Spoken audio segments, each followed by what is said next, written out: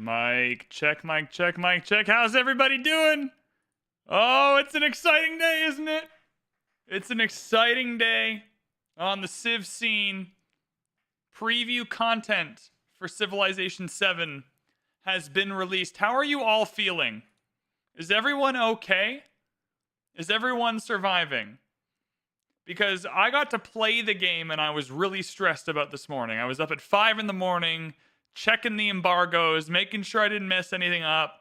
I watched my video like a million times, and I was worried what the response would be because I had a very positive experience overall.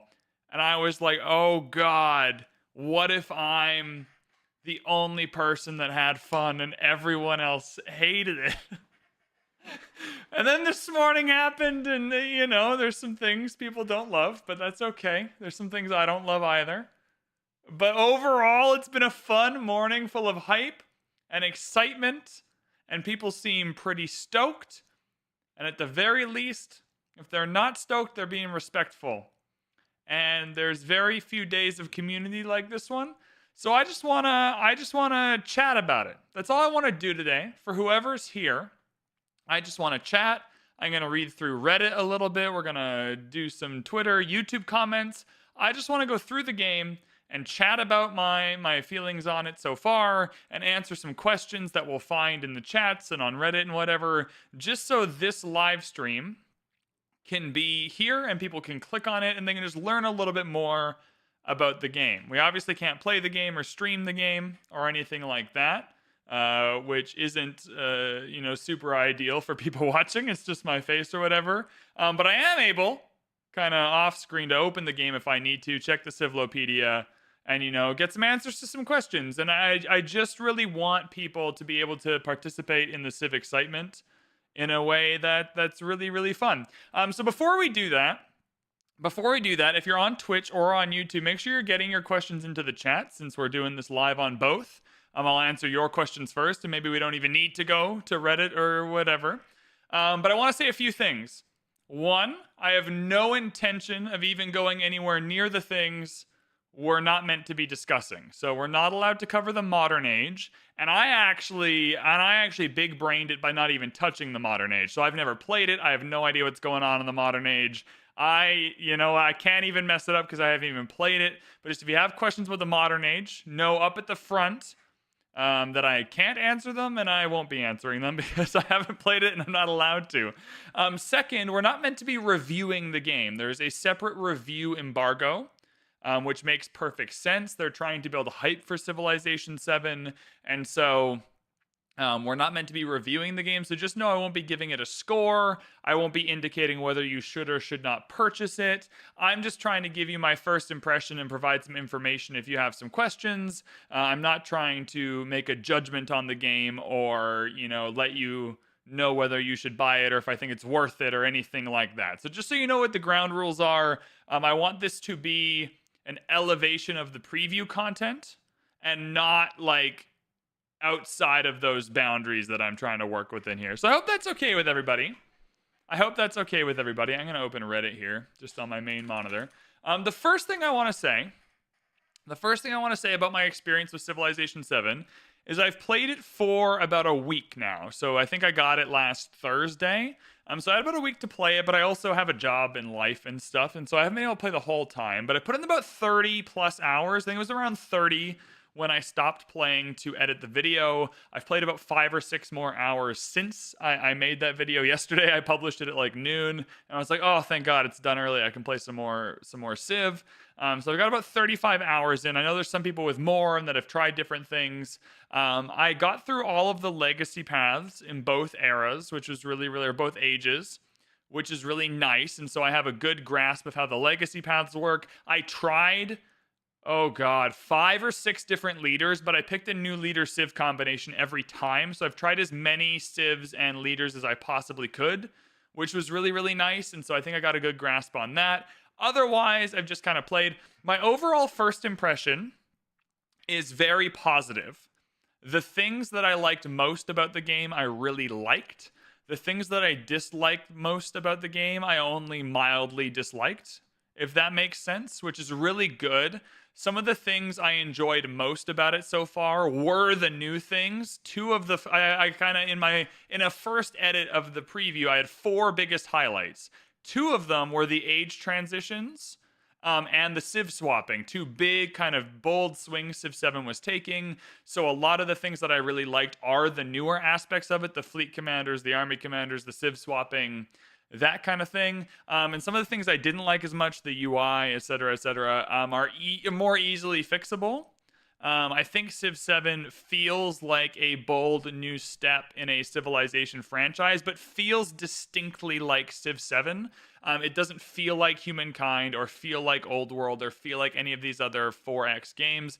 This is just my impression. You might play it eventually and, feel differently. But I felt like it was distinctly Civ. I think it took me about 15 turns to be comfortable with how the game played. So not long. It did not take me long to get, situated within the game. And then it took me about 6 to 8 hours to get comfortable with how the new mechanics worked on like a fundamental level. But you immediately are able to be absorbed into it as a Civ game, which I really appreciated. It felt like home.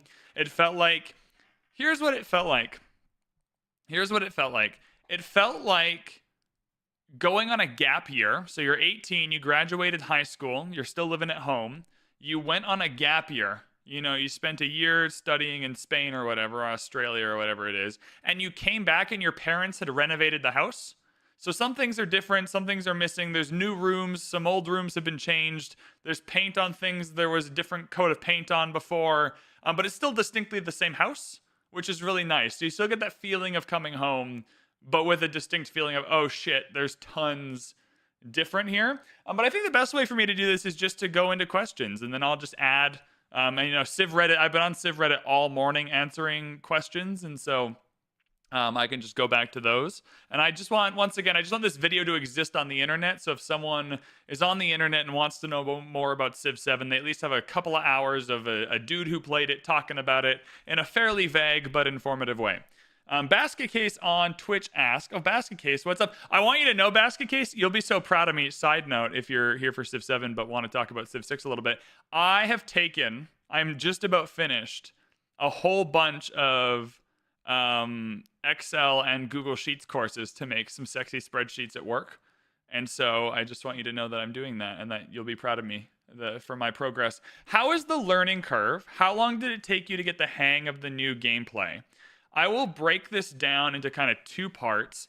The learning curve to feel comfortable with it is pretty immediate. Now, it depends on where you're coming from. If you are new to 4X games, Civ 7 is going to be just as overwhelming as Civ 6. Like, if you're not familiar with Civilization at all, you're going to have just as hard of a time, I think, getting into it. The tutorial system in Civ 7 is a massive improvement. I don't think anyone would have touched on it in their previews because it's just like, the people online looking at Civ 7 right now are not the people that need the tutorial system. The tutorial system has taken a definite step up. I found it to be genuinely helpful. So that's really great. It did not take me long at all. Somewhere before 50 turns to feel comfortable with the game. To get the hang of all the new gameplay, it'll still take thousands of hours. I discovered in Civ 6 the other day that the Venetian Arsenal allows you to build boats in all your cities and get double instead of just the Venetian Arsenal city.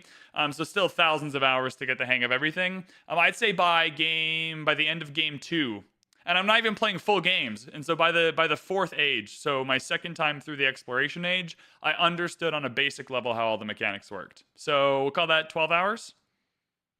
I'll say 12 hours. Is that a helpful answer for people? Downshall on Twitch, I'm going to get to YouTube next. Downshall on Twitch, what difficulty were you playing at? For the preview, I played on the standard default game difficulty. I wanted to play the game as they presented it to me, and so I didn't change the difficulty at all. What I will say about the standard difficulty, just for reference, I'm coming from being able to play Civ 6 on Deity, and so I had no trouble beating the AI on standard difficulty, even in my first game, even in my first Antiquity Age. I did not struggle to beat the AI, but I found the standard difficulty to have more for the AI to do to keep up and make good choices. And so I didn't feel, in my first game at least, like I was absolutely clobbering them. By the end of the exploration in the second, third, fourth, fifth game, I was able. I think the highest I got was like 1,100 culture per turn, while the AI was averaging like 250, 300. But for the standard AI, to even keep up with 250 or 300 or whatever, I thought was quite good. So I hope that helps. Oh God, why is YouTube chat so small? Oh, Google, you're worth so much money. Why do you have such a small chat? Sorry, YouTube. I'm getting to your questions. I just gotta zoom in. Oh my goodness. Commando Andy says, still not sure how I feel about the leader says slash Civs mix and match. And hey, it's okay to not know how you feel about it. Until you play it, you will not know. All I can say is I had a great time with it. It's one of the highlights for me. Are there too few civs on the map? Looks a bit empty-ish. No. The map sizes I thought were really, really good. I enjoyed the map size. And so, like, I was just playing standard map size, standard amount of civs. So at 6 civs, standard map, whatever the game default was. And the mini map just doesn't have all of your borders. It just has the cities. So if you look at the mini map, it's going to look really barren. I found the map was pretty much exactly as big as it needed to be. The biggest test for me on the map size was when you get to the exploration age and you have to go to the distant lands. Those distant lands are already kind of populated.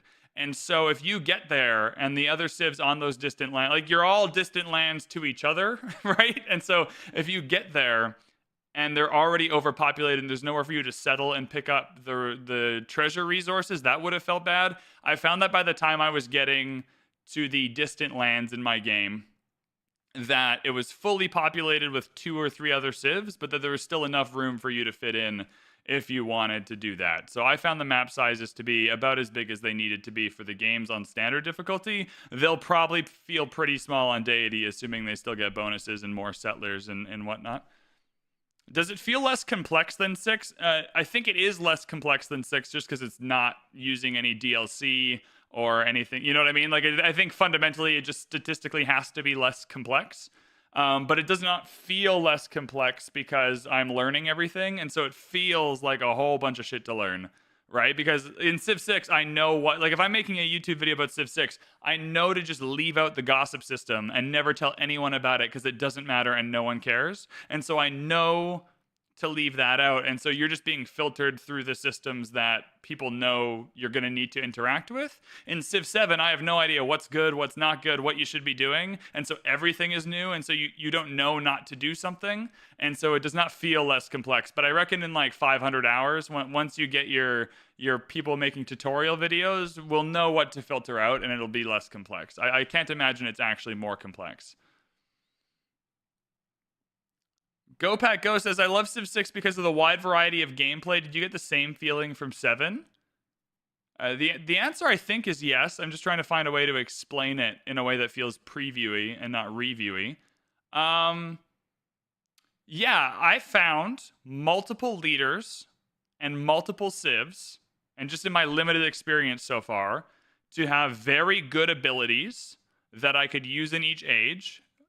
I found the fact that because you're civ swapping, you have something to do in each age. So you have a civ in each age that's good in that age and designed for that age. And so through a whole game, you're going to have, 4 or 5 unique units, 6 maybe, up to 6 unique buildings, 3 unique quarters. You're going to have a lot of unique stuff to do in each age. You have your own civic tree. And so, yeah, there's a wide variety of gameplay. I just haven't played the modern age yet, so I don't know how it translates into victory conditions. The other thing that I think is cool is you are working on all of the legacy paths all the time.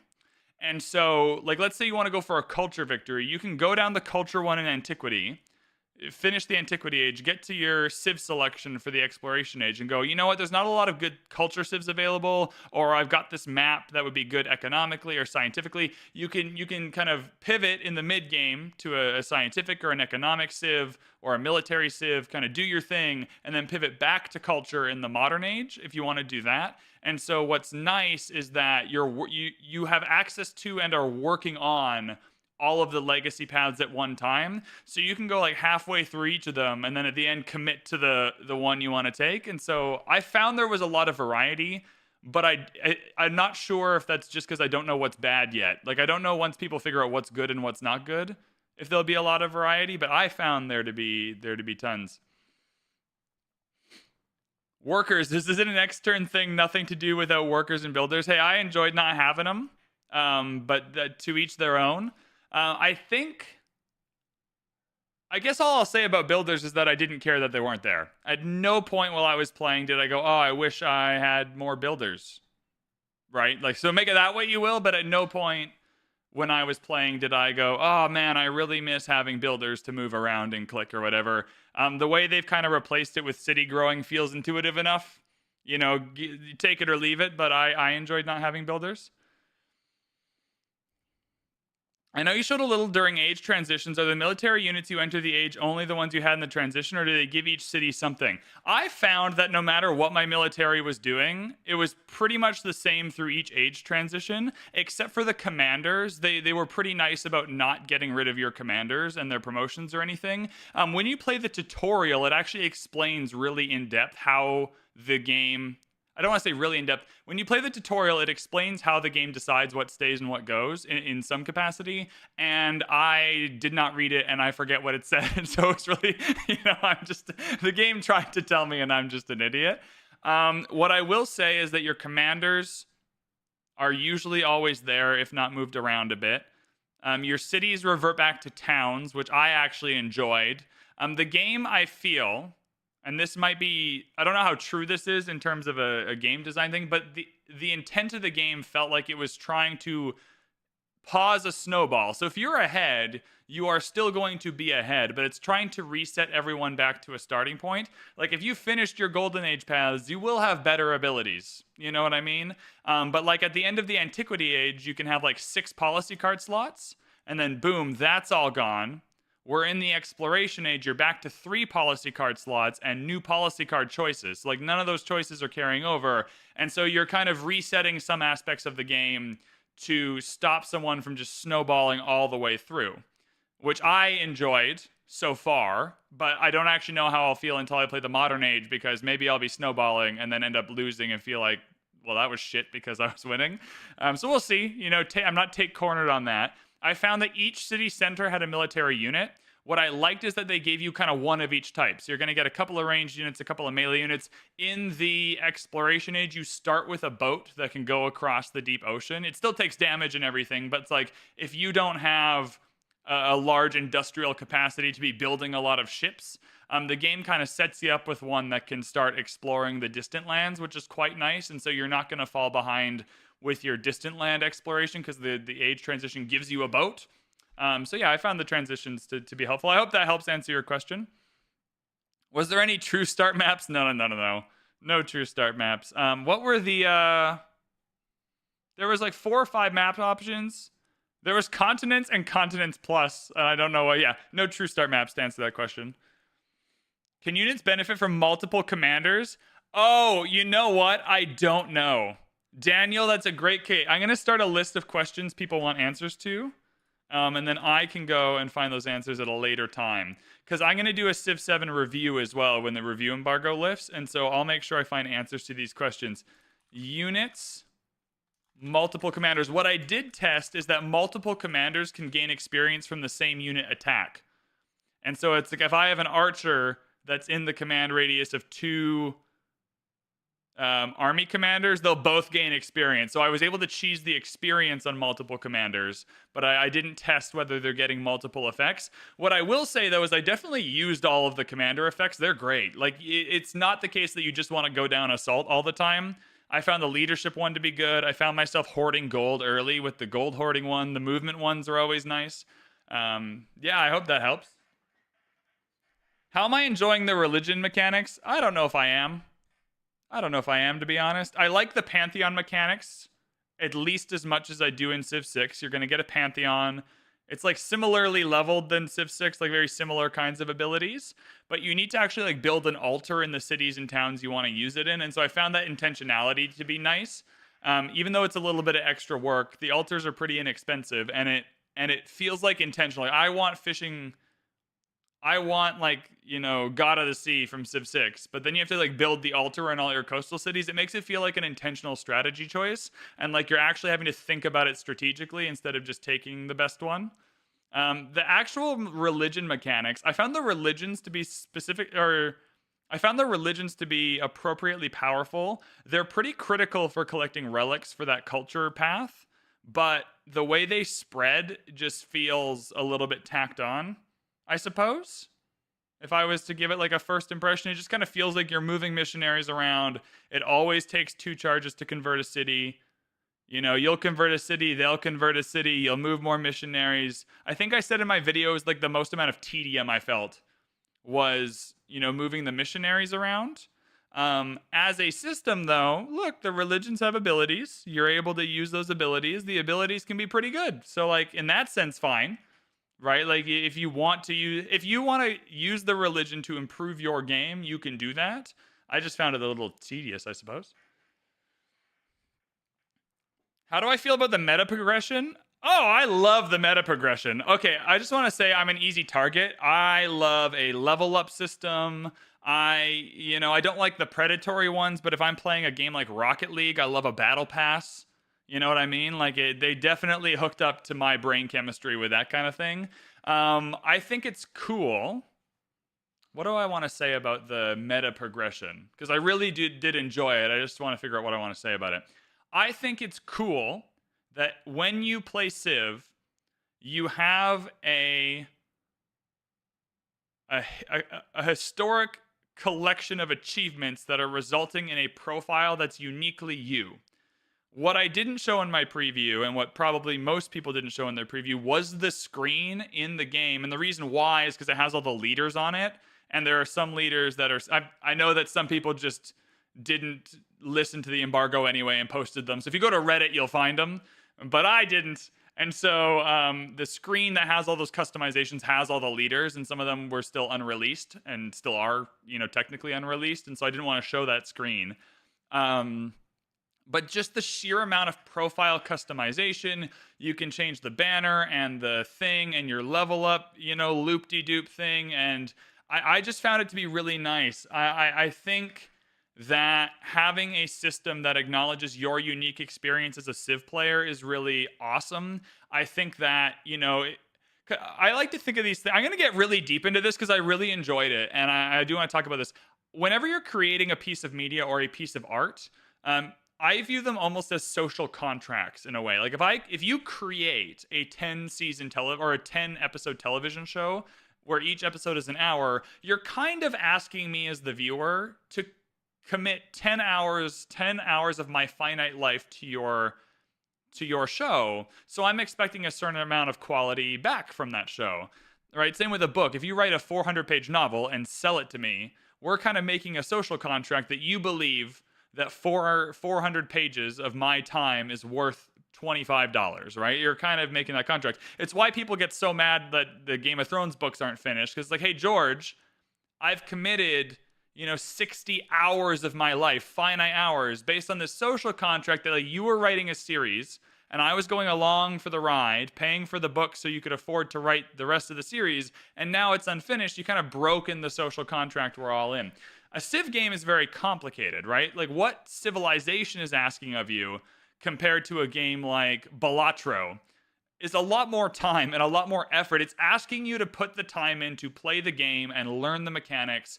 And like it says, like in the little thing I got explaining Civ 7, it says the average game time they expect to be 12 to 15 hours. So at the very least, they're expecting everyone that buys their game to put at least 12 to 15 hours in playing a game of Civ.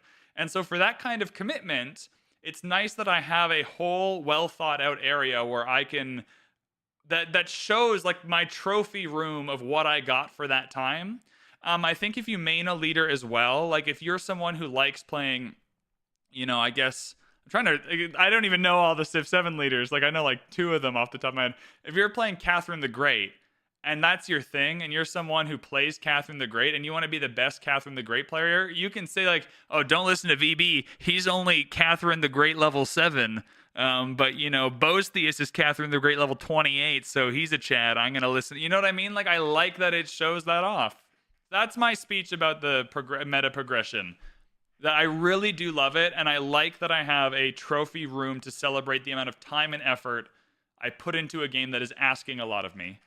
So yeah, that's my opinion on that. The Momentos, okay, if you're playing multiplayer, you can turn them off, I think, right? I haven't played multiplayer yet. If even so, we're not allowed to talk about it. I think they've announced though that you can like turn those off in multiplayer in the dev diary. The Momentos are actually sick. Like so many times I got to things in Civ 7 and was like, oh, these abilities actually rock. Like the Memento abilities are awesome.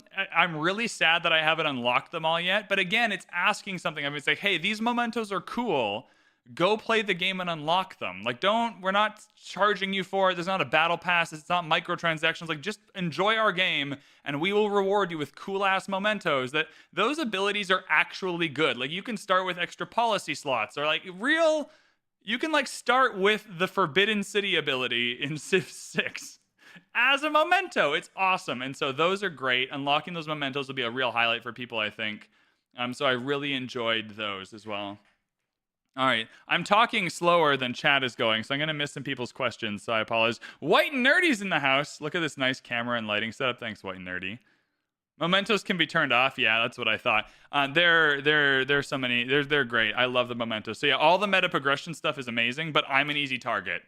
And so, you know, they hooked into my brain chemistry, and it was as if they were like, I wonder what kind of reward system VanBradley would like in our game.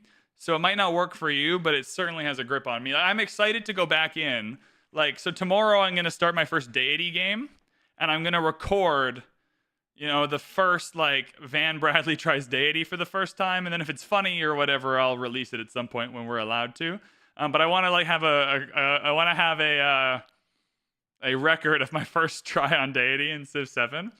And I'm excited to try it because I'm sure playing on deity unlocks some cool mementos and like profile icons. And I want to start day one Civ 7 with all the deity icons. I don't want to be one of those nerds who doesn't have the deity icons on day one. Can you imagine the embarrassment? I'm putting out YouTube videos and the comments are like, oh, don't listen to VanBradley. He doesn't have a single deity icon yet. I don't actually know if they exist, but I imagine they do. All right, what is YouTube saying? Do you feel like there are troops that you can steal from other civilians? No, I couldn't find anything you can steal. I killed a couple, you can kill like enemy settlers though, which is pretty fun. Settlers in general are lower cost and lower stakes to build and buy, and so a lot of people have a lot more settlers just roaming around, and so they're pretty fun to kill. I didn't find anything you could steal though. I also didn't get the chance to like ruin everybody else's treasure fleets. I found that I was ahead enough in the exploration era that like the AI weren't getting a ton of treasure fleets for me to destroy, which, you know, I was looking forward to being a pirate, but alas, I never got the chance. I saw a lot of harbor-like buildings in the water. Is that just normal buildings? There are lots of water buildings. There are also lots of land buildings. That's not helpful at all. But yeah, there are lots of water buildings that are not just the harbor. Like, there's no districts in the same way that there is in Civ 6. Like, it's all building-based for your urban districts. And so you have a lot of buildings that don't need specialists. Your kind of ageless buildings, your, what are they called? Warehouse buildings, I suppose I'll call them for now. It's hard without the game open to, like, get all the terminology right. So there's all those buildings. Those are the ones you can build in cities and towns. Then you have all your buildings that can accrue specialists for you, or that you can put specialists in. So like when you grow your city, you can add a specialist to that building. And those are the ones that I found. There's a lot of water ones there and a lot of land ones. So yeah, lots of water options. What I will say is I found extremely coastal civs to be highly relevant to my games. Like I found having, you know, those cities in Civ 6 where it's like 2 land tiles and a bunch of ocean tiles, and you build your harbor and you're like, well, I guess I'm just building fishing boats. I found that there's enough to do on the water that like those cities can be worth it for your empire. How many civs are in one game? I only played on standard settings up until the preview point. I just wanted to make sure I was previewing the game as they kind of set it up in the standard way. I want to say 6. I want to say you start on a continent with 2 or 3 others, and then on the distant lands continent, there's 2 or 3 others. I think it's 6. I could be wrong, and it might be 5. I could also open my preview, but I think this is more fun if I'm just trying to remember and you're watching me struggle. I'll go 5 or 6. Do you still need resources for military units? No, you don't. And I found that surprising. In a good way, I suppose, because I really dislike in Civ 6 when you're like, you get to ironclads, but you don't have any coal or whatever. And you're like, well, this is shit. Like, I'm just going to get killed now because I can't build my units. On the opposite side of that, though, I did find it a bit silly that you can just build an unlimited amount of all the units. They still cost money and maintenance and all the rest, but it was just such a big difference that I did find it like a bit strange. All of those resources exist, and they are all global resources.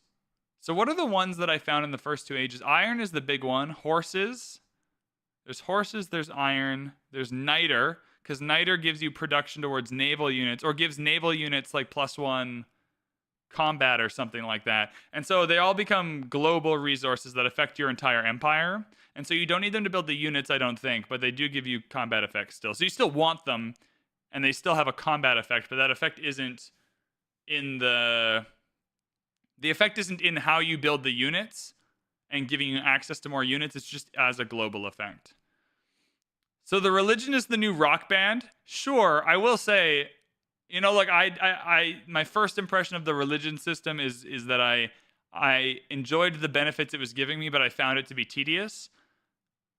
It is not annoying like the rock band is. I will say that that's a feeling. At no point in this experience did I ever get even close to as annoyed as the rock band sound makes me. It just drives me crazy.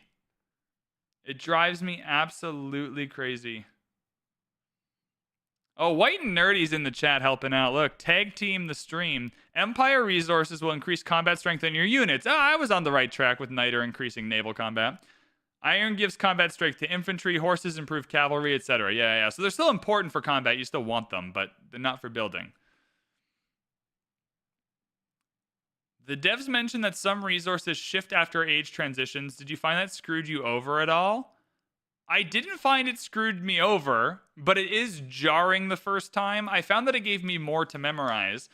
I will say, I felt about it like I felt about the Civ Switching, which is that I appreciated that it was giving me something to do for the era I was in. So in the Antiquity Age, you'll find a lot of resources that are like, gives you plus, I'm just making them up. These are not real. I'm just making them up for an example. Like, gives you +3 happiness in the capital, but +6 happiness in any other city. Or, you know, +5 happiness in the capital, +2 happiness in any other city. So in the Antiquity Age, you're on one landmass, you have a couple of cities. The resources kind of gauge themselves to be maximally effective in certain cities. Then in the Second Era, in the Exploration Age, some of the resources will be new, some of them will change, right? Your new resources in the Exploration Age are the ones that give you treasure fleet resources, and so it's like you're getting treasure fleet points from them. Some of the resources stay the same, so you don't lose them off the map, but the effect changes. So in the Exploration Age, instead of like +3 happiness in the capital and +5 in any other city, it's +4 happiness on the original continent and +8 happiness on the distant lands. And so like the resources are changing their effect to accommodate the stage of the game you're in. So I really enjoyed it. It just takes a lot to figure it all out and kind of make the best use of it. And then you can only, if I remember correctly, only change your resources when you acquire a new resource, which happens frequently. Trade is very powerful. You're going to want to be acquiring resources and trading them frequently. But it does make you, every time that resource screen comes up and you can change them, you're really tinkering to get the best effect out of all of them. Hell yeah, I hated getting all the way to oil to not have any of it work. Thank you for the answer. Thank you for the question. Does the AI feel like more formidable opponents rather than just stat-boosted bots? I don't have a great answer for you for 2 reasons. One, I haven't played the modern age yet and can't talk about it anyway, so no idea. The AI, I kind of guess, is only as good as it either makes it easy for you or prevents you from winning a victory, or insofar as it's competitive for a victory. So I feel like you need to play the modern age to have a full view of the AI, because they could be great for the first 2 ages and then just scuff it up at the end and they'll just feel awful anyway, or vice versa. And so, not sure. In the exploration age and the antiquity age, I had no problem beating the standard AI pretty comfortably, but I found they were routinely more competitive than the standard AI in Civ 6. Like if you're comparing standard Civ 7 difficulty to Prince in Civ 6, I find that the mechanics in Civ 7 were more constructive to the AI. I think that they probably improved. It's been about a decade or whatever since the last game came out. 6 years, 7 years, whatever it is. I think they probably updated the AI quite a bit, I would imagine. Some development has happened. So I found the AI to be more formidable at some points in the game. And the other part is, like, the game kind of helps the AI out a bit because it resets you at the age transition. And so if you're absolutely dominating the Antiquity Age AI, it does kind of reset you back to standard a little bit for the Exploration Age. And so in that sense, it helps the AI a little bit. But yeah, I had AIs, like, I had one turn where 3 AIs got together and declared war on me, and then all, like, supported each other's wars, and that was really annoying.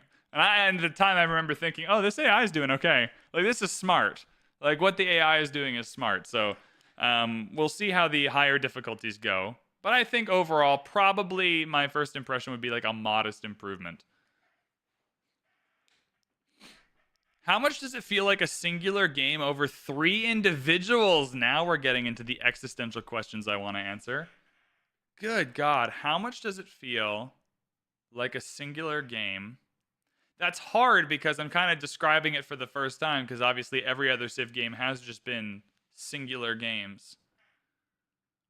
I'm going to say first impression, and I really think I'll probably change my mind once the modern age stuff happens.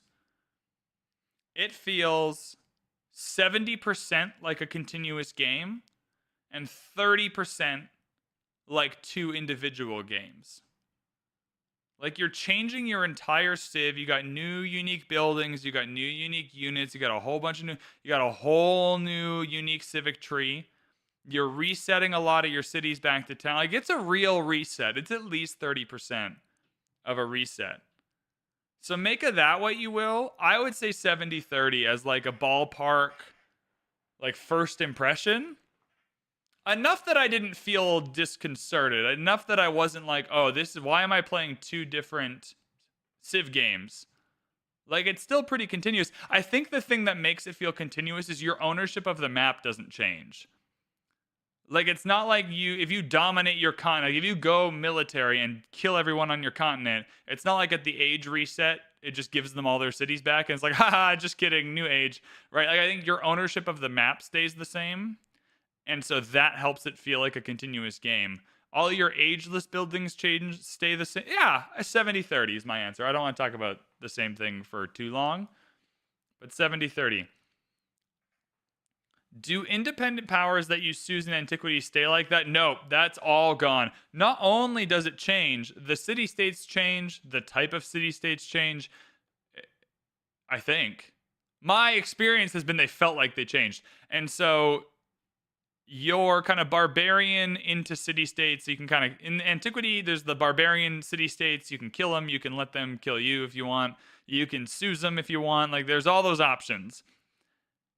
Right, and then when you get to the exploration age, they definitely change. So you're back to 0 suzerain ships, different titles, different spawn locations, different city-states. They then become like more like independent powers, right? They become more like independent powers.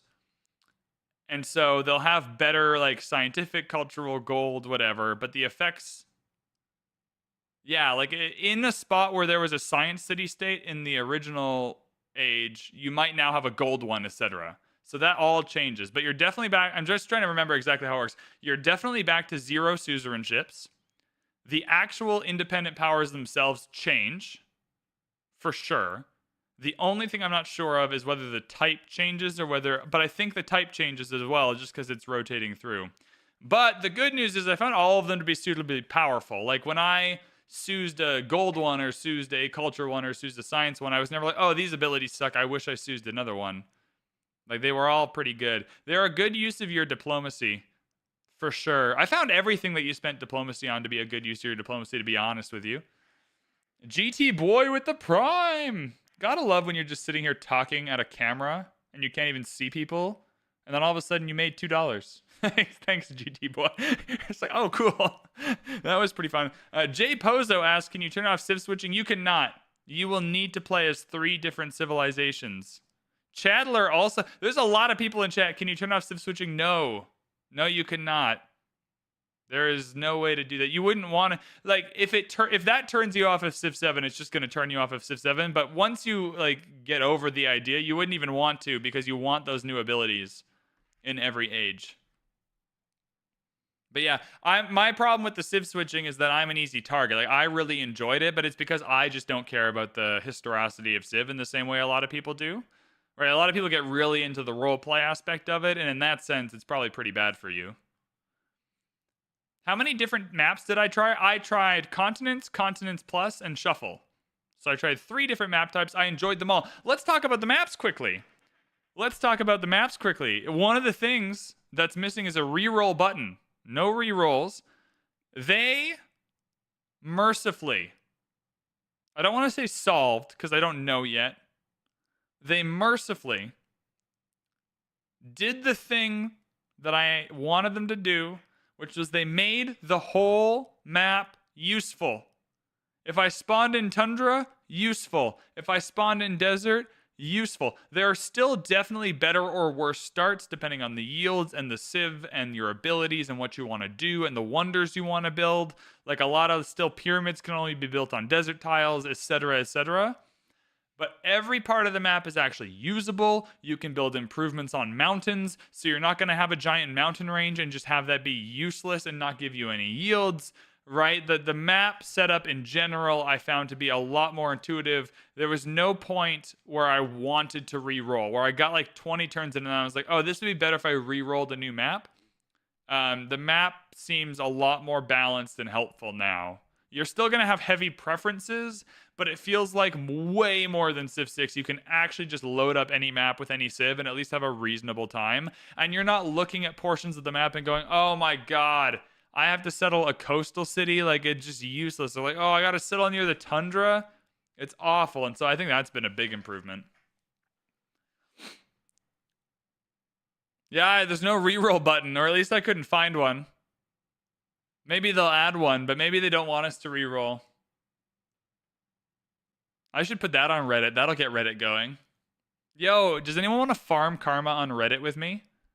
No rerolls in Civ 7. I couldn't find a reroll button. If someone else is around that has early access and can confirm that, but I looked because I'm a re-rolling Randy.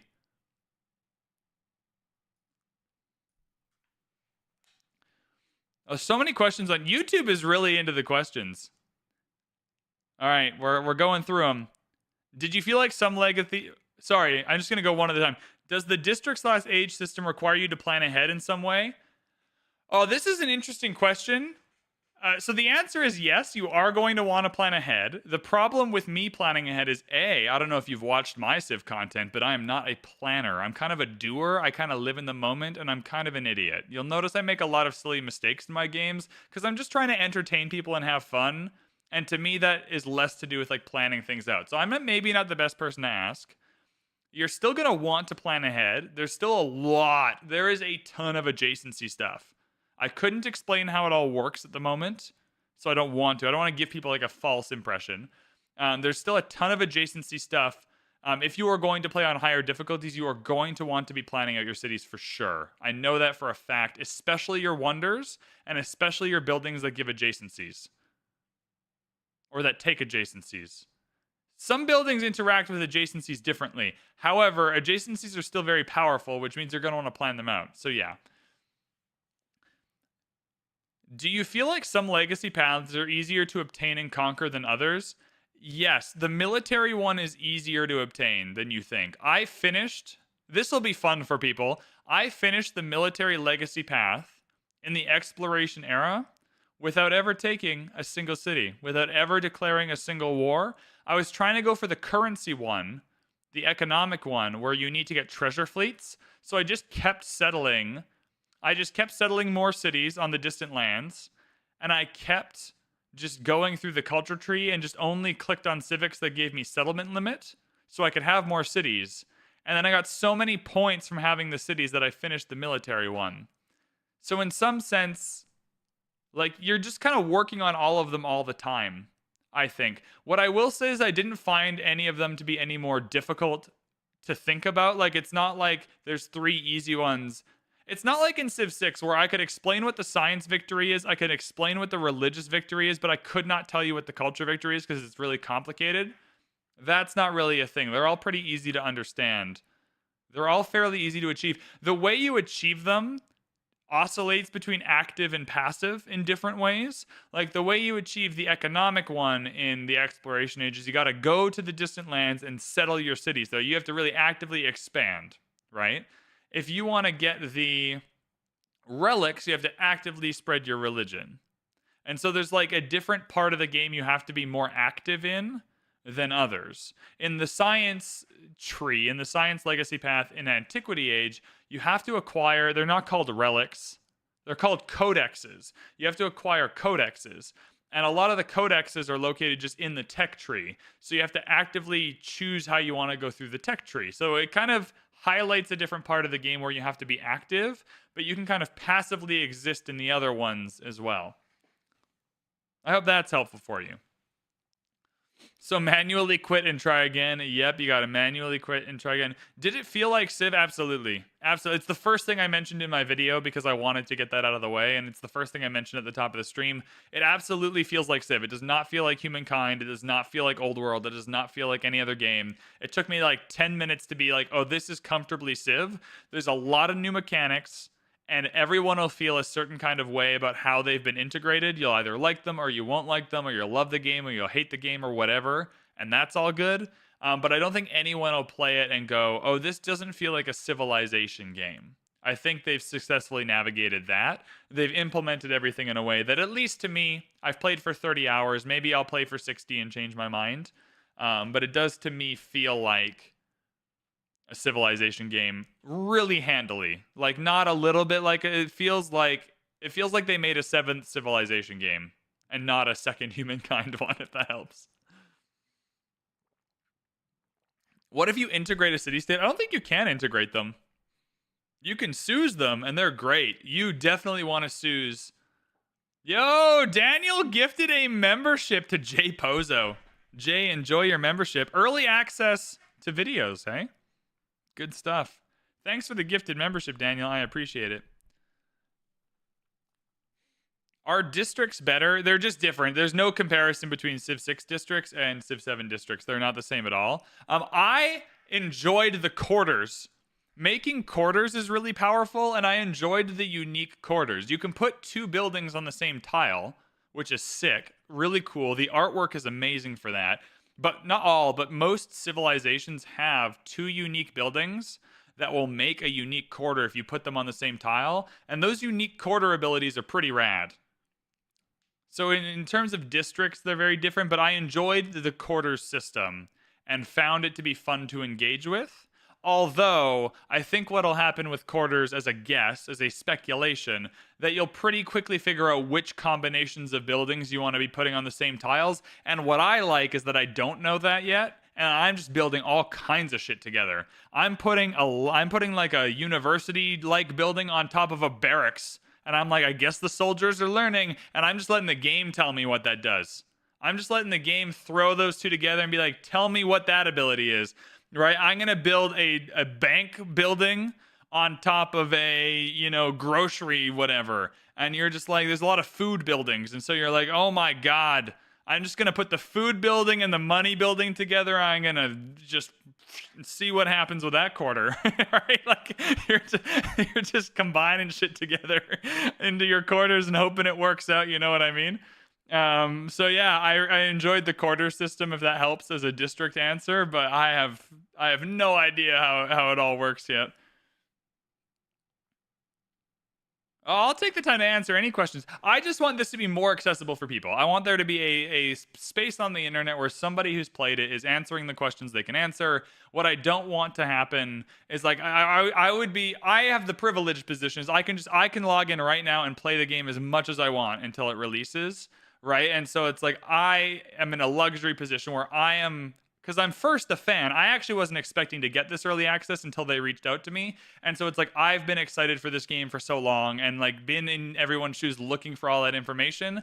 And so I would hate for non-embargoed information and like public information to just be like unaccessible to the average person because they don't have a YouTube channel and don't make videos that are popular enough to get the attention. You know what I mean? Like some of the stuff makes sense to still be embargoed and whatnot, but for all the publicly available stuff, I don't want people to have to sort through 900 million things to get an answer to something that is already public information.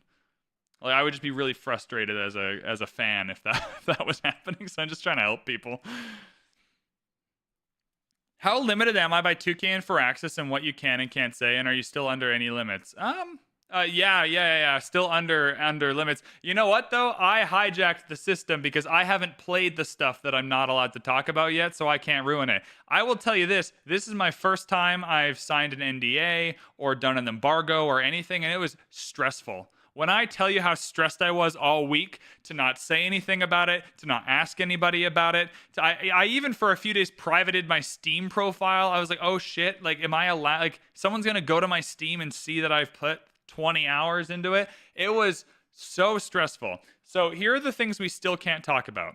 We can't talk about the modern age, but I haven't played it, so that's great. I can't ruin that. And look, I still want people to be surprised by the game. I still want people to go into it. And I also got the experience of getting to discover all of it. And I don't want to ruin that for people either. Right? And so it's like, it's great that that's still embargoed. I think you want to build suspense for people. And so that's great. We can't talk about multiplayer. Again, haven't played it, so it doesn't matter. I'm hijacking the system. I can't get myself thrown in jail. What else? We also can't review the game. And so you'll notice I'm trying not to like make any indication about whether you should or should not purchase it, or any indication about whether I think the game overall is good or bad.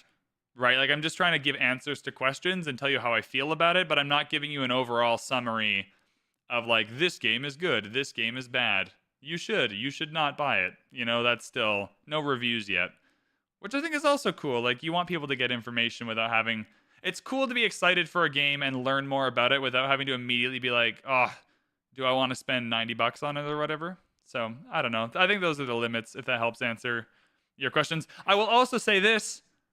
If someone from 2K or Firaxis is probably going to watch this. This is actually, you know what I'm doing right now?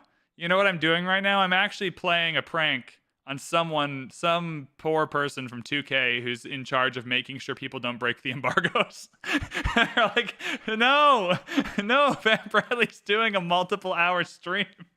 We've got to listen to it and make sure he doesn't say anything he's not supposed to. So sorry, if you're the 2K or Firaxis person that's watching this, who's making sure, you're probably out there somewhere. I do want to say everybody that I've interacted with at 2K, it's been mainly 2K because the publisher kind of takes a bigger ownership role of like the release of a game and the marketing.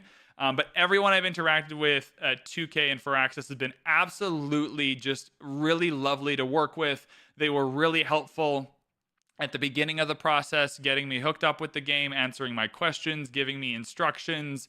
They've been very available to help people out, which has been amazing because it was a really stressful experience for me for the last week. And so that was awesome. All of the normal Firaxis crew have been amazing. There's been a couple people in Discord, like a couple of game devs that I've been DMing every once in a while just to get answers to some questions and make sure that I was understanding something in the game the correct way. And, I've always got those answers as soon as I could. And so I will say the folks from 2K and Firaxis have been excellent to work with through this process, which I really appreciate because they don't have to do any of this and they don't have to do it for me, right? Like they could have so easily stuck to your like Potato McWhiskies, your kind of big heavy hitters on YouTube, right? Your people that are in the hundreds of thousands of subscribers.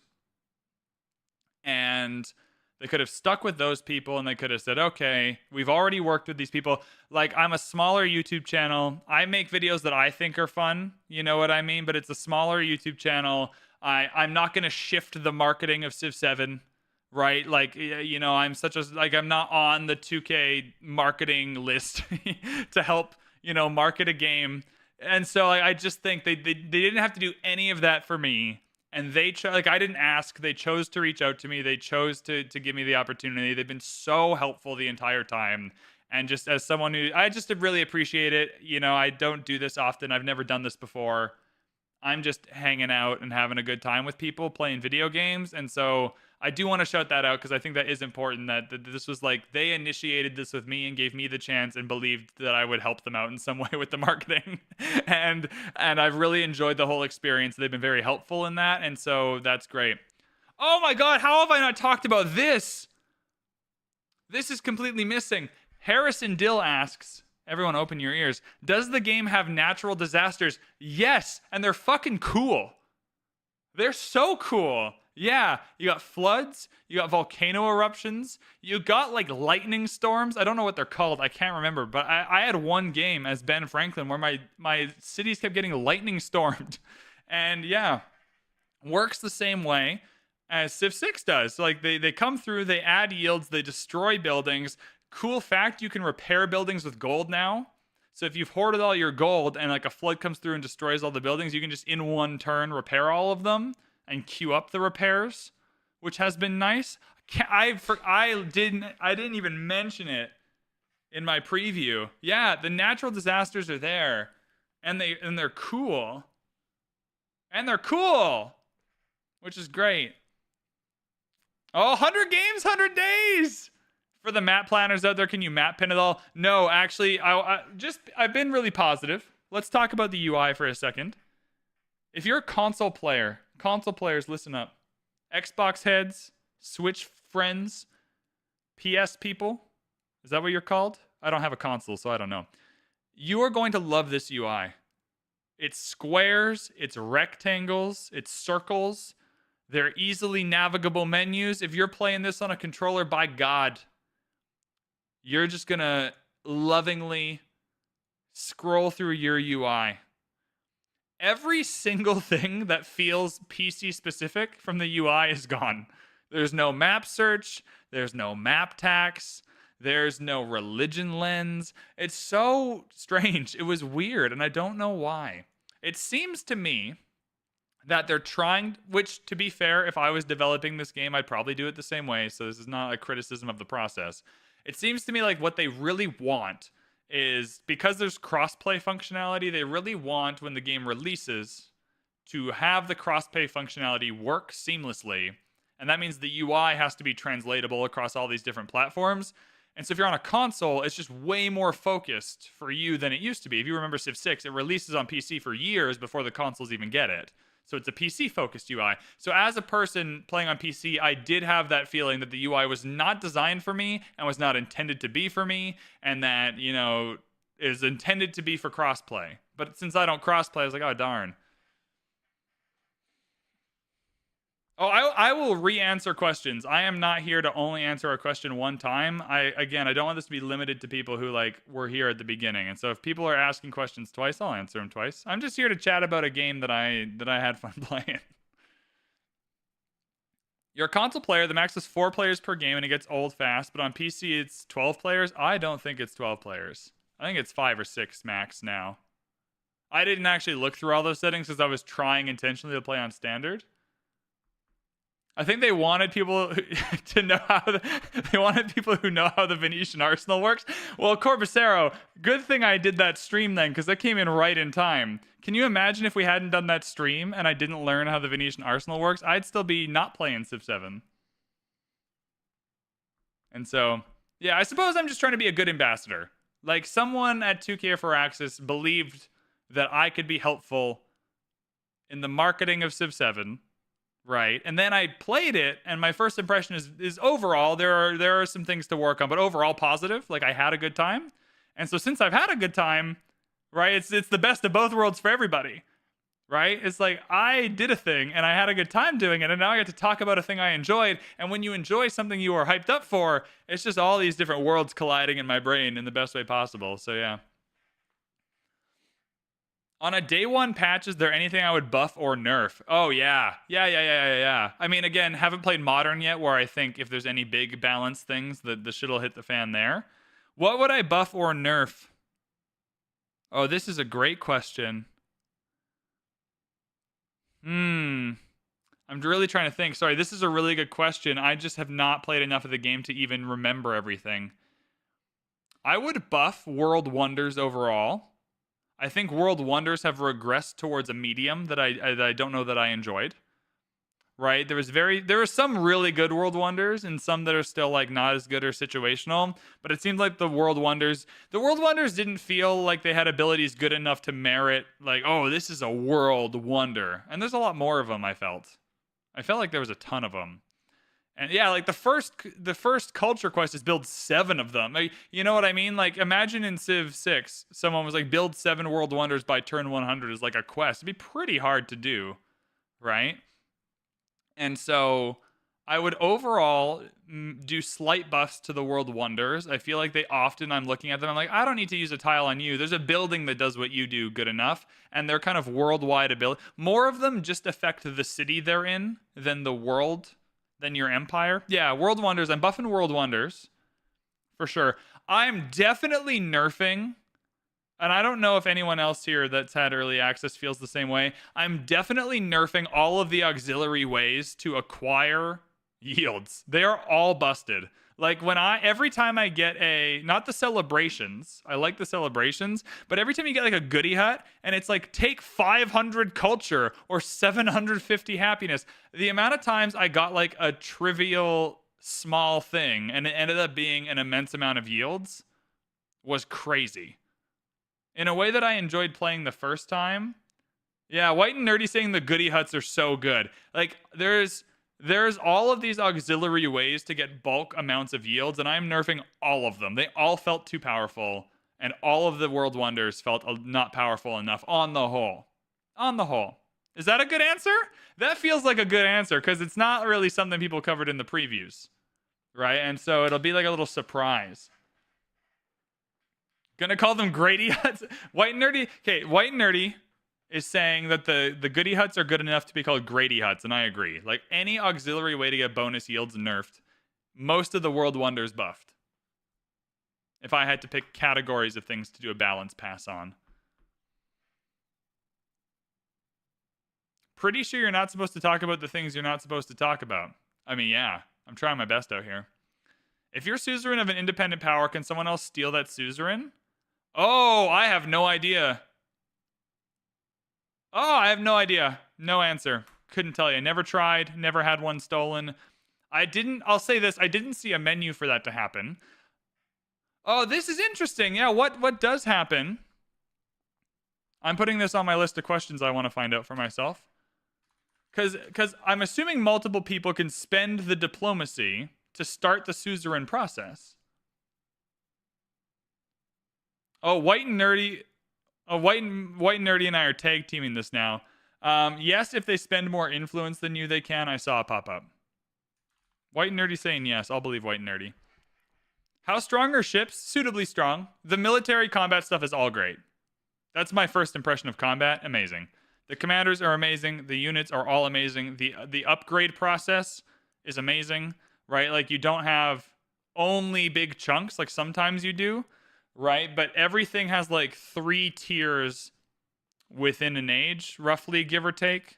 And so you'll have like a slinger as your tier 1, and archer is your tier 2, and an archer 2 is your tier 3. Or like as a legion, you don't actually upgrade the unit, you just upgrade the legion twice to make it a tier 3.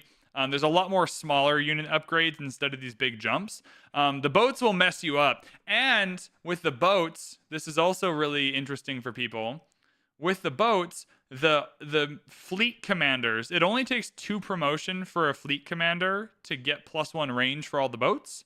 And so you're really easily able to access 5 ships that can all attack from like 3 tiles away. So what's great about that is if you have a big land army, even if they're not near the coast, the ships can still get at them a little bit. So if you're a naval civ with boats, you can still do a lot of damage pretty quickly and pretty easily to a land army. So it feels like the combat is more give and take that way.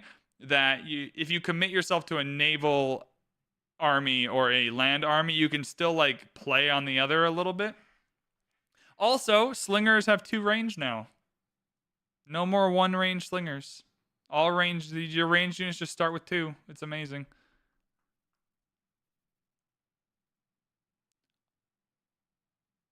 Which civilization is my favorite so far?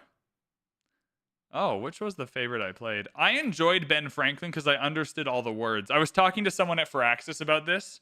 They were kind of just checking in and seeing how things were going. They asked me who I played for my first game, and I said Benjamin Franklin because one of his abilities, I don't remember exactly, but I think it's science on production buildings or something like that. And I was like, oh, I understand. I've never played Civ 7. I don't know how anything works, but I understand all of those words. Like, I will get science if I make production buildings. Got it. That's in my noggin. I can remember that. And so I liked Ben Franklin. I could never get him fully uncorked, which I think might happen in the modern age, which I just haven't played, because I think there'll be more production buildings there for me to keep stacking up. Because it's science per age. So I think he'll really uncork in the modern age. Who else did I play? Xerxes was the game. I don't even remember a single Xerxes ability other than Xerxes was the game where I destroyed the AI the most. I went like economic Xerxes, and I had like 1100 culture per turn in the exploration age. How was the variety in the events? Mixed bag. The way they've implemented the events in terms of how often they happen, what they're about, how relevant they are, the yields they're giving you in terms of the type of yields, and what triggers them has all been exceptional, I think. So that team has done a great job so far in making the events feel like they're not coming up too often, but they are relevant and you can do things to trigger them, but it's a little bit random. Like, it's a really good feeling. The only problem I have with those is I just pick the one that I want. I don't read them. I don't care. It's just it says narrative event. I click it. I just go, I have 30 food or 50 gold. And I just take the one I want and I move on with my life. But I think that's great because it's just best of both worlds. If you're into that stuff and you want to read through it and have a good time with the narrative aspect, you can just read it and have a good time. It is really well implemented. If you just want the yields, you can just click it. Is there any way for ancient ships to enter ocean tiles? No, there's not. You cannot even, it's not even like you'll click on it and it'll get destroyed. You just can't do it until the exploration age. I hope that answers that question. Oh, I caught up with the questions, everybody. I caught up with the questions. My goodness. How's everyone feeling? Feel free to keep chucking questions in the YouTube and Twitch chats. That would be quite fun. I'm going to go to Reddit and we'll find some questions there and we'll talk about it. Oh, we got more. If you capture the unique improvement or unique quarter of another civ, does it change to one of your civ or not? That is a great question. Oh, I could be so wrong, but I did check this. You know what? I did check it and I can't remember. I remember in my domination game, because I've only played one like domination game where I intentionally went and took everyone's cities. I remember things sticking around, but I doubt you'd get the unique quarter ability. My guess, you know what? I don't want to guess. I don't want to give people bad information. I'll say I don't know. But my recollection is that I wasn't like capturing, okay, I'll say it this way. When you capture a city, it becomes a town. So it's effectively resetting a little bit anyway. Right? So you're not capturing a city and inheriting it as it is, and it's just becoming part of your empire. When you capture a city, it becomes a town. And then you can choose later to upgrade it into a city if you would like. But it's a little expensive. Right? And so my guess is leaning towards more of a reset, because all of the city-based stuff goes away when it becomes a town. Yeah, So that's my answer. Is it's more resetting the city than not, but that's the same regardless of whether it's unique. I will also say, if you didn't watch my preview, the AI will actually give you cities when you go to war now, which is nice. Like if I'm about to take 3 cities from an AI, they'll often just ask for peace and just give me the cities, which I found enjoyable. There was one time where the AI declared war on me. I defended against them with my kind of defensive army commander improvements, and then I went and I didn't even take one of their cities. I just started really messing them up and pillaging stuff. And they were like, you know what? We'll give you our capital if you leave us alone. So there's a cool way for you to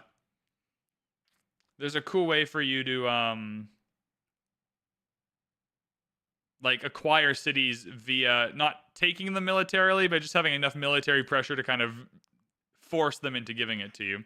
You can definitely capture world wonders. I know that for a fact. I know that for a fact because I tried. So you can definitely capture world wonders. Oh, I will say, though, that I think, I could be wrong on this. I think I remember having to repair a world wonder tile. I think you can capture world wonders, and I think they can be destroyed. Not like taken off a tile, but like pillaged in some capacity. I can't remember what situation of events was happening for that, but I do recall being like, huh. So I don't know if I destroyed the wonder when I took the city, but I remember that being a thing. Plan for all-day stream when Civilization 7 releases? Probably not, to be honest. If you're creating content, YouTube videos are the best way to go early on. And it's easier to make YouTube videos if you're not streaming the game. Just as like a time efficiency thing. So my guess, and I also have a job and a life and whatnot, my guess is we'll get like 1 or 2 8-hour streams in a week for the first little while. But most of that time will be spent making YouTube videos. Does that count against your settle cap? Absolutely. You can go over the settle cap though. So it's not like if you have 10 settle cap and you do 10 and then you capture a city and that's 11, it doesn't just delete from the map or whatever or force you to raise it. You can go over your settlement limit. There are penalties for how far you go over. I felt pretty comfortable being 1 over in most cases. 2 over started to get iffy in some spots, but I could manage it. Like if I was in a domination game and I went 2 over and I knew in in 8 turns I'm getting another settlement limit from the civic tree, so I'll hold on. 2 is good. I never went above 2 though, so I don't know if that becomes a problem. How do peace deals and trading work? Peace deals work the same way, where it's just like you get to the peace screen and then you can exchange cities. It automatically includes any ones you've taken, right? So the AI is not going to try and take them back in a peace deal, I don't think. But there's none of the trading resources and gold or anything like that. I think that screen only has cities on it. When you go to the next stage while you're at war, do your military units that are around enemy civs? Yeah. They all reset, Bobby. I would say the war is 100% reset. Like your units disappear where they are on the map, disappear, and you get a replacement army in the new age. So you don't start with nothing. But the units in the new age start in each of your cities. And so they're not starting as an army, they're not starting together. Are settlers progressively expensive? Yeah. So your settler units, I'll call them civilian units for lack of a better term. Your settlers, your merchants, which are your trading units, your units like that are not military units but they are units, are more progressive. They're cheaper overall though. Right? So it's not hard to purchase or build settlers and merchants like it is in Civ 6.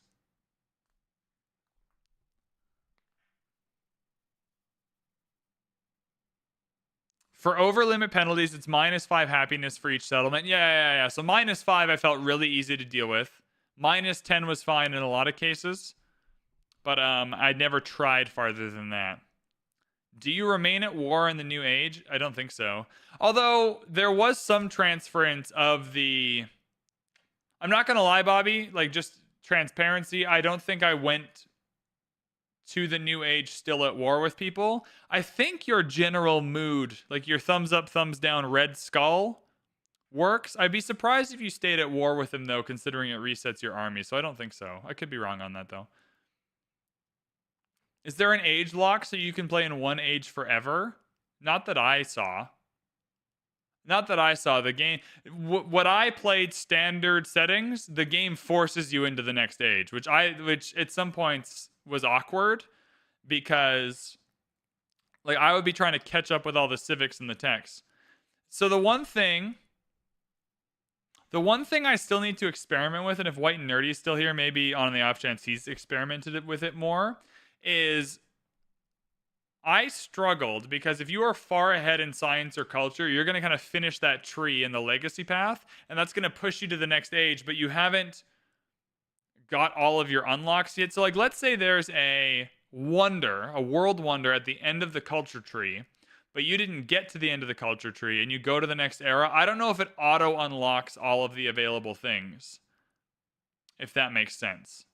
I also never tried building like an old wonder in a new age, so that's still a part of the game I'm not understanding. Most of the stuff you wouldn't even want though. So all of your policy cards reset, so none of that matters. That doesn't carry over. So whether you finish those or not, you don't lose them forever. None of your relics or acquired things move on to the next. Yeah, most of the things in the trees don't move on to the next era. They don't exist in the next era, so you don't get punished for not finishing them. Other than you didn't have them, which probably means you're behind. You know what I mean? But yeah, like let's say you unlocked an archer. You unlocked a highly promoted archer in the tech tree, and you're like, oh, I want to. That it's not like it matters. It's not like it stops you from getting crossbows in the next one if you didn't get archers in the first one. If that makes sense.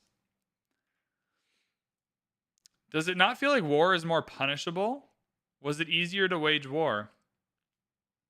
I don't know if I have a good answer because I was playing against different AI. Like in Civ 6, I'm playing on Deity where it's harder. In Civ 7, I was playing on Standard, which is pretty easy. For me, anyway. And so, is war harder? I'm going to say no. Like, all the units do what you think they're going to do. Siege units, siege. Ranged units, range. Infantry units, infantry. So it's like, that's all pretty intuitive. The commanders take a little bit to figure out and learn, but they're pretty intuitive add-ons. Taking cities goes how you think it's going to go. You got to kill all the defenses, then you got to kill all the units, then you can take a city. I don't think it was easier. I don't think it was harder. I do think it's more punishable, though. I think Civ 7, so far, could change once I optimize strategies. I think so far, I thought it was best to be at the settlement limit. And like Civ 6, I think it's best to occupy as much of the map as possible because resources are really important. Now, you can trade for resources, but you can do that regardless of whether you have a lot. So it's like, I want a lot of resources and I want to trade for a lot of resources. And I found that I was never really running out of resource spots. Often, at least. And so, yeah, I think war is more punishable in the sense that you want more land. You want as much land as you can have. Whether that's towns or cities or whatever is a separate question, but just taking up the land and being at the settlement cap, I think was the best way for me to play. So in that sense, it's punishable. You don't want to be losing cities to the AI because it means they have more map. Ursa said anything you don't get in the culture tree when the age changes is gone forever. I mean, a lot of that stuff is gone forever anyway. Like, the policy cards are mostly gone forever. You know what I mean? It's just the world wonders I'm not sure of. But I'll believe Ursa. Ursa, I thought I put in a lot of time with 30 hours. Ursa was killing it. Ursa's great. And so whatever Ursa says is whatever I have to say. If Ursa ever does one of these, whatever Ursa says, I'll just be like, yep, Ursa's right. Can armies attack as the stack without unloading from the general? No. I couldn't find very many ways to attack from inside the general. What's cool is if your units are inside the general, in most cases it like attacked the general first. So it's a good way to like yeet like if you have, like let's say you have a slinger next to your army commander and your slinger is low health and you can't move it anywhere because it'll just get killed. You can just like put it inside your commander as like a little shield. And I thought it was pretty fun. It doesn't always work. I'm still learning everything, but for the most part, I found like I could use my commander as a fun little shield for my units that were about to die. Other than leader civ bonuses, are there ways to increase trade limits? There are, and they're very powerful. You can spend diplomacy on it. So if you click on the banner in the top right for a civ, you'll see a bunch of little quests or little endeavors, I think they're called. And one of them is improve trade relations. And if you spend the influence on that and they accept it, you'll gain one trade route to that civ. And then the trade routes only exchange in resources. And so, like, let's say you're playing as Catherine the Great and you're next to Ben Franklin. If Ben Franklin has 3 cities, but only 2 of those cities have resources, you'll only be able to trade with the 2 that have resources, even if you have 3 trade route slots. Trading is just exchanging resources, which is very powerful. You're going to want to do it.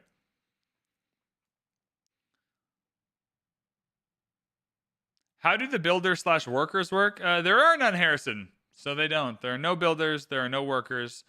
You working a tile is just an effort of growing into it. So when you grow a city or a town, you will just pick a tile you want to work, and then it just works, and it just puts down a fishing boat. It's more intuitive. I liked it. What happens when a loaded general is attacked? That's a good question. I have not played out all the circumstances. So let's say you have 5 units in your general and it gets killed. Do those units die? Do they just get dispersed out? That I don't know. But the answer is probably pretty easy to find. I'm sure someone tried that or had that happen to them. From my experience, when your units are in a commander and the commander gets attacked, the commander takes the damage first. I never got one killed with units inside of it, but I did get a commander killed without units inside of it, and they're gone for a while. They do respawn, but it takes a minute, and your commanders are not beefy. Like, they're about the right amount of beef. Like, they're not glass cannons. They're not just vassals, or they're not just a receptacle for your units, right? They will take some hits, but they're not tanky. Like, if everyone focuses a commander, it'll get killed pretty quick. Can units stack with each other just with the commander? So your units can go inside the commander and not attack, but they can be inside. So in that sense, you can have like 6 units on one tile. You can have 1 unit on the same tile as your commander outside of it that's attacking, right? And that's really helpful because your commander will take the damage first. So if you have a commander and a slinger and they're on the same tile, right, and the slinger attacks and someone attacks back, it'll hit the commander first, not the unit. So you can use your commander to like shield a unit in that way, which is nice. What I will say though is I could have sworn I was in a war where someone did some kind of damage, and maybe it's the splash damage ability, where it did damage the units that were inside the commander as well. So I think there is a way for the units inside the commander to also be damaged. I just don't know what it is, so I don't want to give bad information. But I think there is. What's really fun is your units will heal inside the commander as well. So I like thinking of it like a Pokemon Center, right? Like I'll press the intake button and it'll box up all my units, and I'll run 10 tiles away to my territory and heal quickly. And they'll all just heal without ever leaving the commander. And I imagine he's running a Pokemon Center. What happens to all the urban districts in cities when the next age starts? They stay as urban districts, but a lot of the buildings depreciate, so you have to overbuild on them. But they do not go back to rural tiles. They stay as urban districts. And then, like, let's say you built a barracks in the Antiquity Age, and you're in the Exploration Age, and you want to build on that tile. It'll give you the option to overbuild the barracks, but the barracks is still there, like visually and functionally. It's just not giving you anything in the New Age until you overbuild it.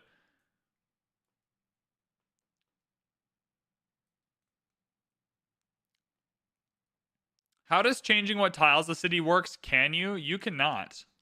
Once you pick, you're locked in. Now, I don't know if you can change what tiles specialists are on. Like when you're assigning specialists to buildings like an old specialist, I don't know if that can change. I never tried it. But I know that you can't, like, once you've built a fishing boats, that's a fishing boats. You can't take away the fishing boats. You can, like, overbuild on top of it, but you can't, like, say, I don't want that anymore, build a mine, I don't think. I didn't try to do that, but I don't think you can. It'd be fun to find out you could, because I think that'd be interesting. But I don't think you can. I found with the towns, you really have to plan them out. Because the town abilities, if you ever get to see a list of them, are like food for all fishing boats, production for all mines, and they're really powerful. It's like 2 or 3 food on fishing boats, 2 or 3 production on mines. But in most towns, you can make a lot of mines or a lot of fishing boats because of the navigable rivers. So you kind of have to choose, okay, in this town, I want every growth to be on a mine, so I'll maximize the mine ability. Right? Like I found in the towns where I went like half fishing boats, half mines, I kind of wasn't getting the best of all worlds. I was just kind of being a little iffy. I should have picked something.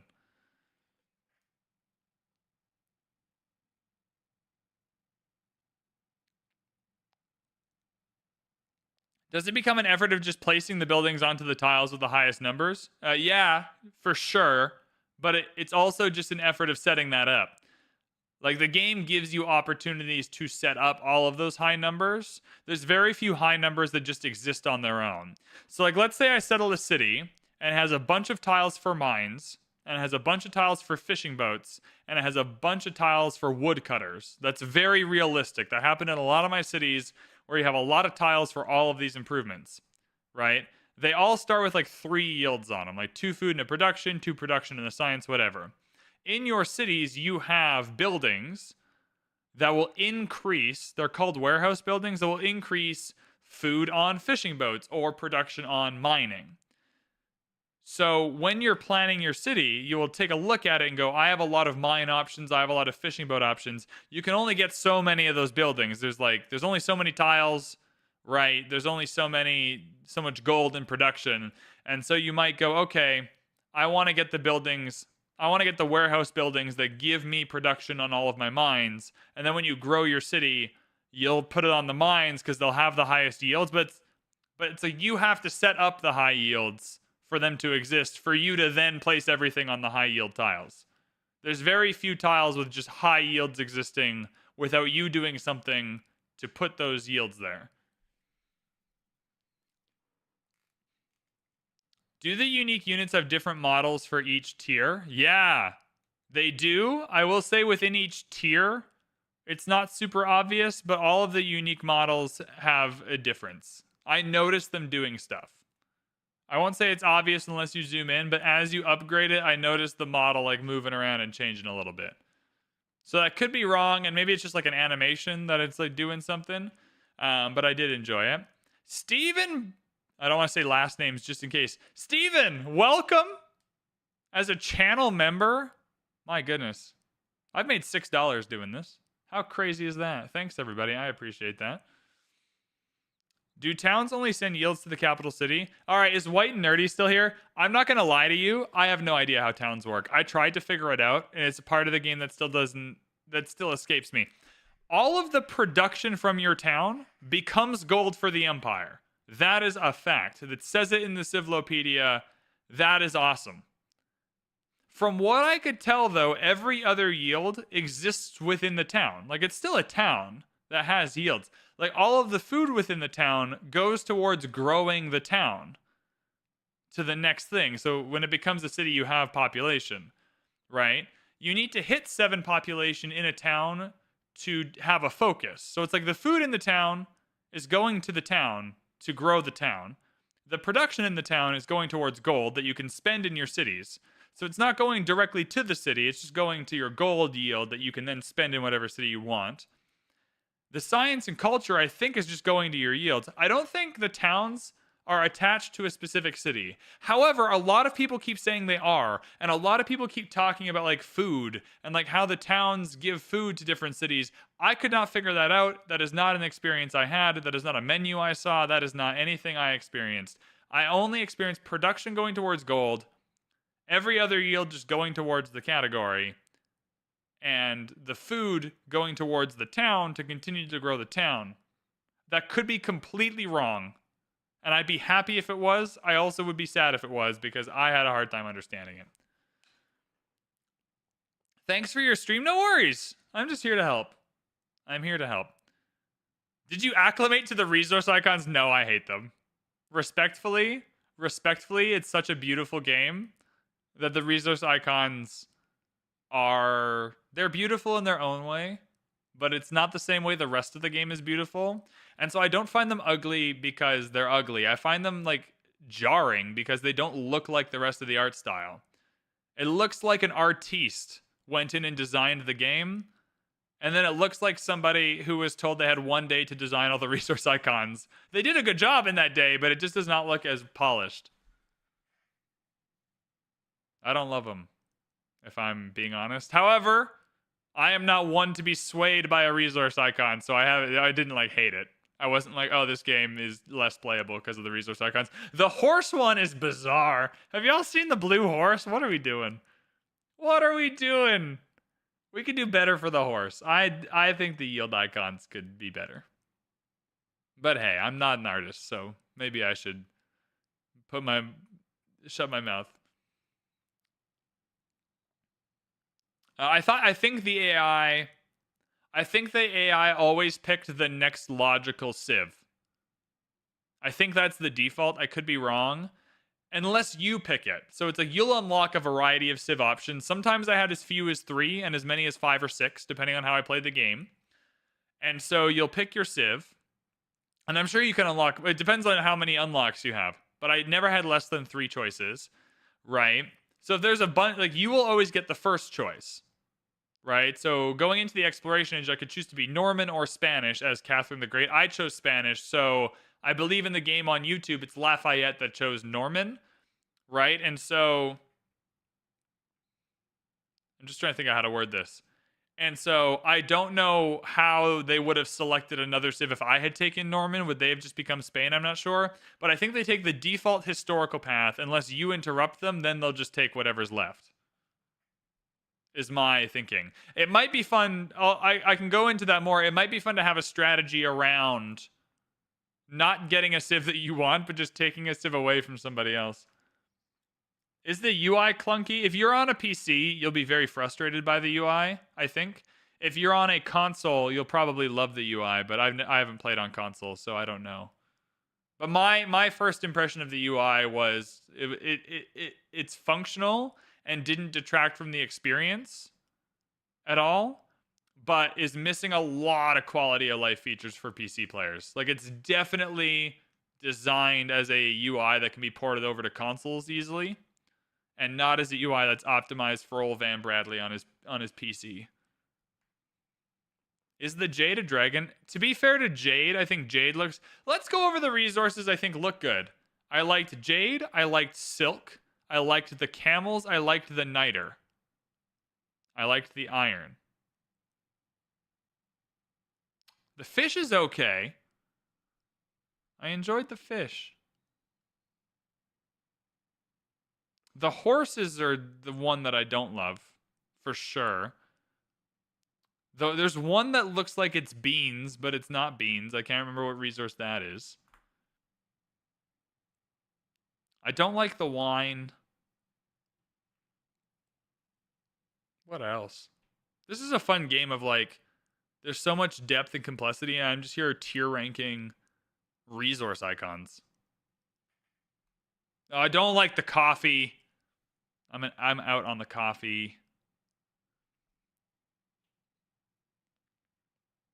Did I try making a desert city? Yeah, you can make desert cities. That's what I was saying about the map earlier, is that like they've made the whole map relatively useful to everybody.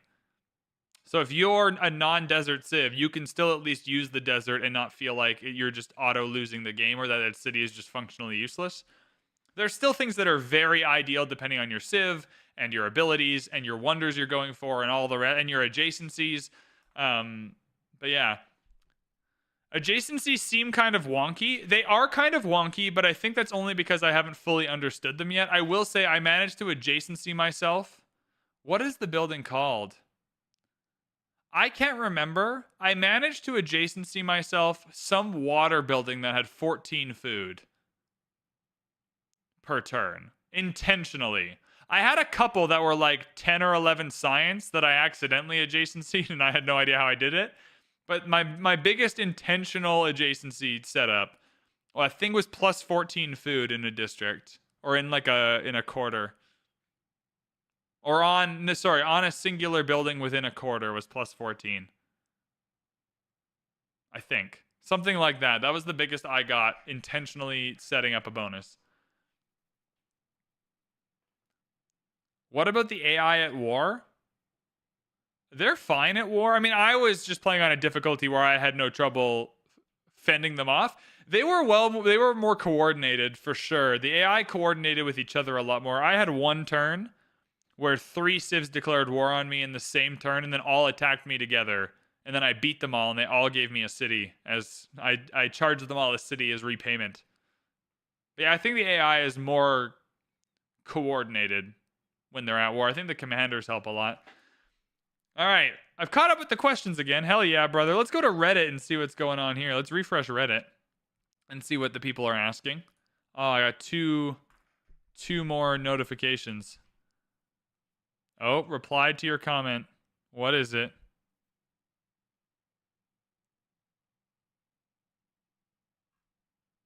Oh, someone's making fun of me for thinking about... Hold on. How cool do you guys think... I want to sell you on an idea, chat. Content creator-based Momentos. Content creator-based Momentos. Watch 4 hours of VanBradley's Twitch stream and get a VanBradley memento. Watch 8 hours of Potato McWhiskey YouTube videos. Get a Potato McWhiskey memento. Why are we limiting mementos to in-game things? Why not have content creator... There's content creator policy cards or items in Anno 1800, and ever since then I've been on the grind. I want to be in a game. I'll be in any game. Put me in anything. I'll be the worst Balatro Joker if I have to. I will sell myself to a game publisher to be in a video game. I'll be an NPC in the new Grand Theft Auto. Can my memento just give you happiness? Yeah, it'd be cool if you had to choose your own memento, or like at least maybe I'll bug Carl. Hey Carl, I know you're really busy with the launch of the game you've worked really hard on and have like serious things to work on. Can I be in day 1 patch? Can there be a VanBradley memento? Hey, I think it'd be a good way to get content creators involved. I am going hard. I want my map search back first. I will lead the crusade for map search back. And then what else have I told Reddit I'd help them out with? Oh, renaming cities. Second on the list is renaming cities. All right. If you have more questions, what time is it? I got to be at work at 6 tonight. I have a presentation to do. But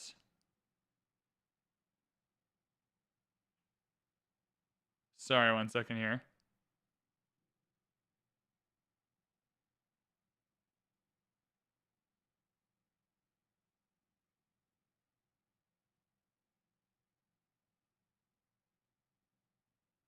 Yeah, it's only 3:30. I'm all good.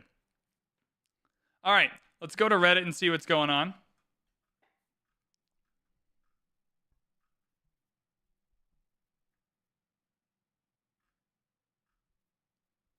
Thanks, VB. I've been great. I appreciate it. Thank you. Yo, my post about all the... Oh, I'll put this in the chat too. If y'all are looking for all of the preview videos, I've made a little list on Reddit. It goes over all the preview videos.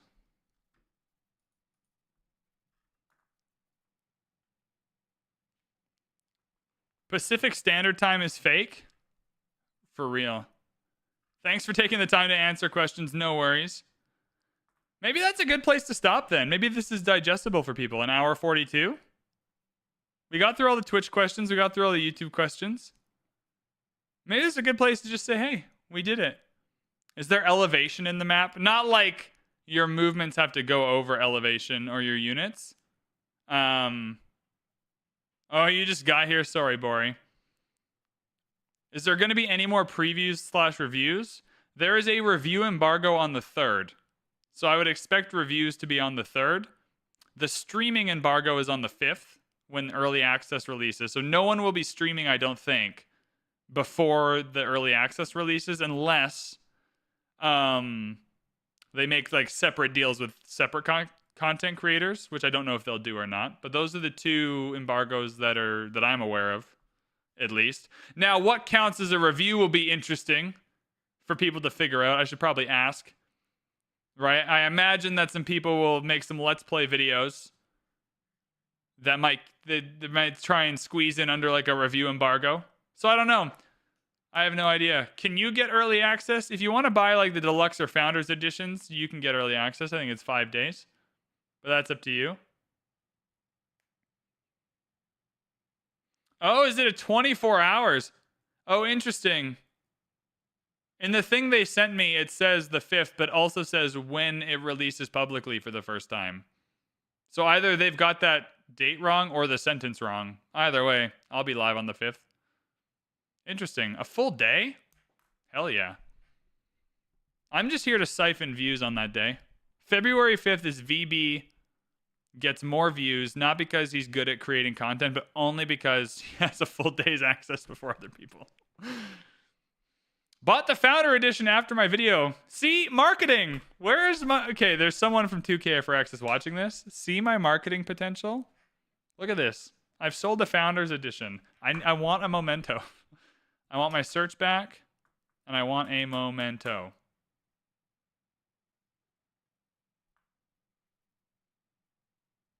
All right, I'm going to leave it there. Thank you so much, everybody. Thank you for the questions. Thank you for the memberships and the gifted memberships and all the rest. Thank you, Twitch. Thank you, YouTube. Y'all are awesome. I hope you enjoyed this. I hope it's been helpful. If you're listening in the future, I hope it's been helpful for you. Thank you so much for listening, everybody. I will continue our crusade for the search function and the map naming wherever I can. Thanks, everybody. We'll see you next time.